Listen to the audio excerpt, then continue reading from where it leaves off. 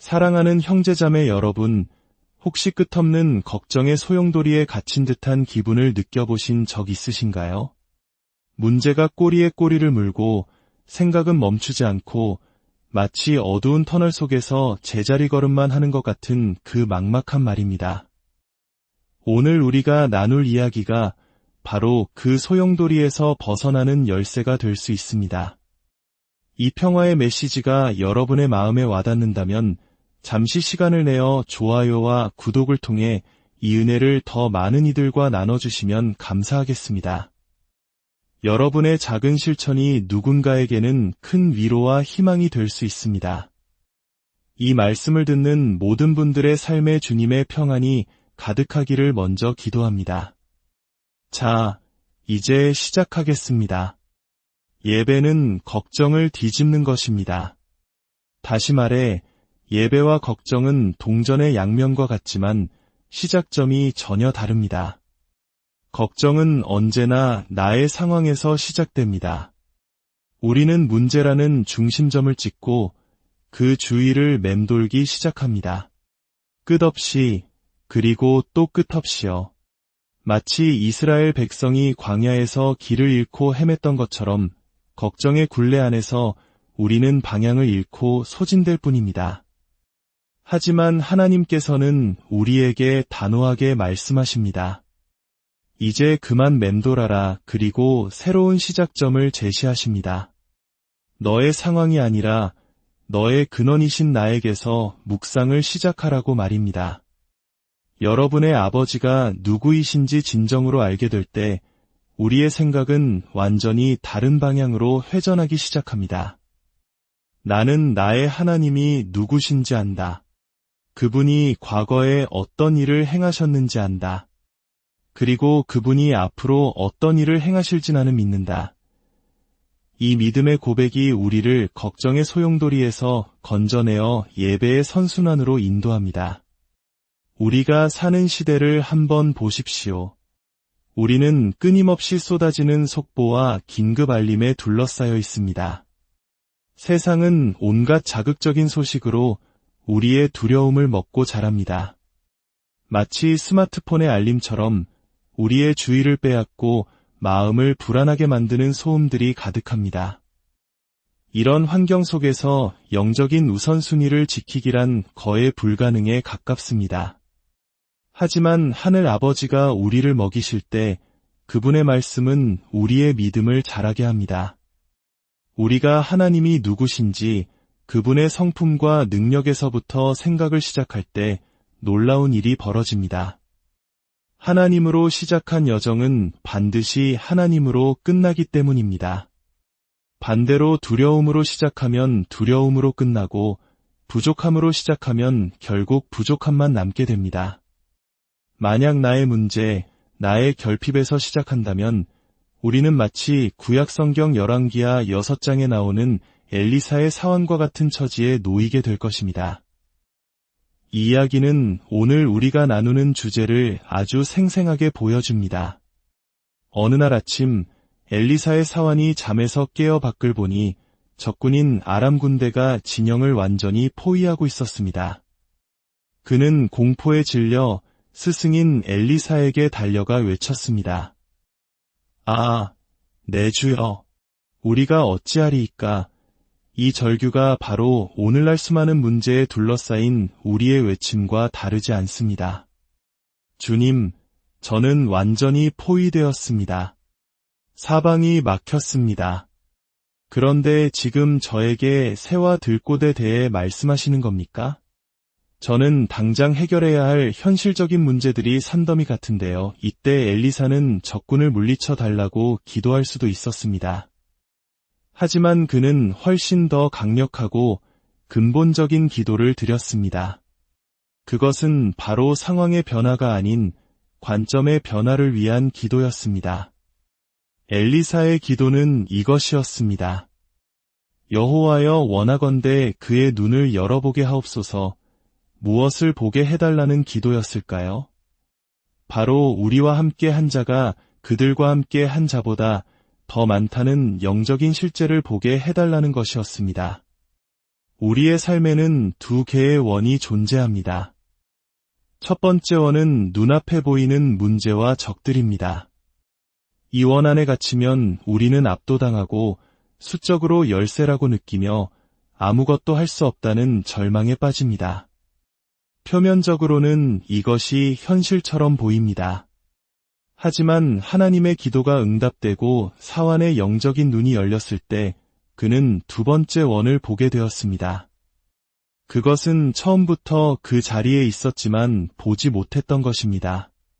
첫 번째 원, 즉 아람 군대를 완전히 둘러싸고 있는 불말과 불병거, 바로 하나님의 천군 천사였습니다. 바깥에 있는 원이 안쪽의 원보다 훨씬 더 크고 강력했던 것입니다. 사랑하는 여러분, 지금 무엇이 당신을 둘러싸고 있습니까? 그 어떤 문제라 할지라도 기억하십시오. 하나님께서 이미 그 문제를 둘러싸고 계십니다. 우리의 평안은 바로 이 두 번째 원을 인식할 수 있느냐에 달려 있습니다. 첫 번째 원 안에서만 살아가면 우리는 언제나 부족함을 느낍니다. 부족함으로 시작하면 부족함으로 끝납니다. 하지만 엘샤다이, 모든 것을 넘치도록 채우시는 전능하신 하나님으로 시작하면 우리는 결국 풍족함으로 여정을 마치게 됩니다. 그러니 이제 여러분의 걱정을 뒤집으십시오.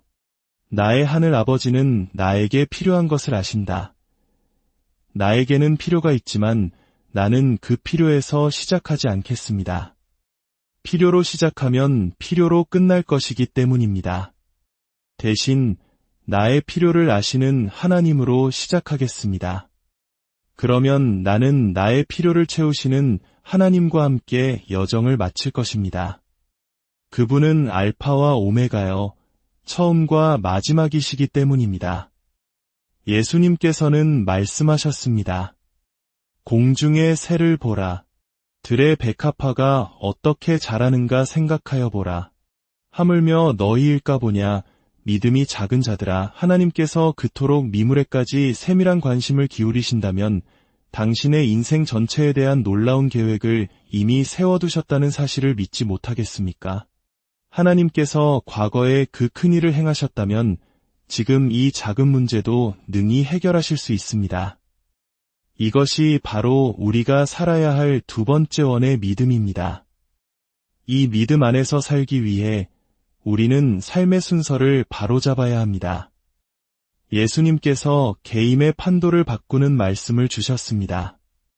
성경에서 가장 유명한 구절 중 하나이지만 오늘 이 맥락 속에서 새롭게 살아나기를 바랍니다. 마태복음 6장 33절입니다. 그런즉 너희는 먼저 그의 나라와 그의 의를 구하라. 그리하면 이 모든 것을 너희에게 더하시리라. 무엇을 먹을까? 무엇을 마실까? 무엇을 입을까? 참 이상하지 않습니까? 2000년이 지난 오늘날에도 우리는 예수님께서 걱정하지 말라고 하셨던 바로 그 문제들로 여전히 고민하고 그것을 소셜미디어에 올리며 살아갑니다. 생존의 문제와 신분의 문제를 두고 끝없이 맴도는 것입니다.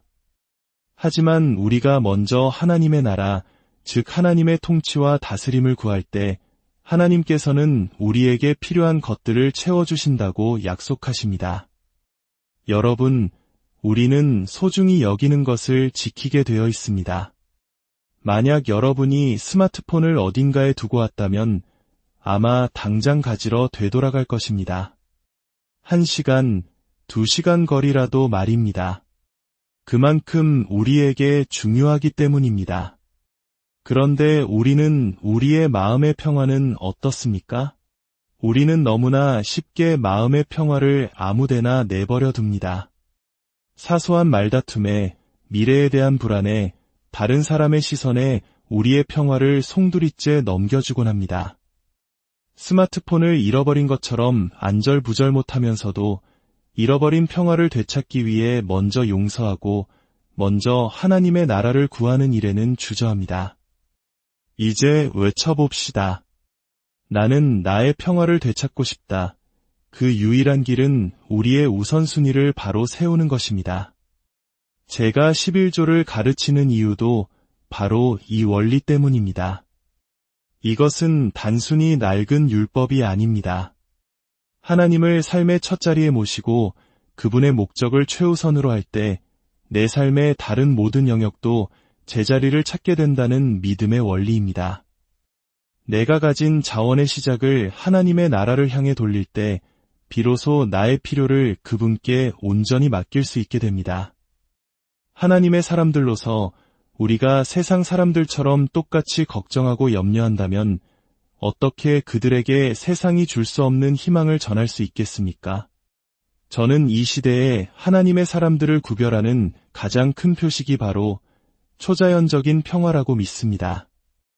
우리가 문제 속에서도 누리는 그 평화가 세상 사람들에게 너무나 매력적으로 보여서 그들이 먼저 우리에게 다가와 그 평화의 근원이신 분을 만나고 싶어하게 될 것입니다. 평강의 왕, 그 이름 바로 예수 그리스도를 말입니다.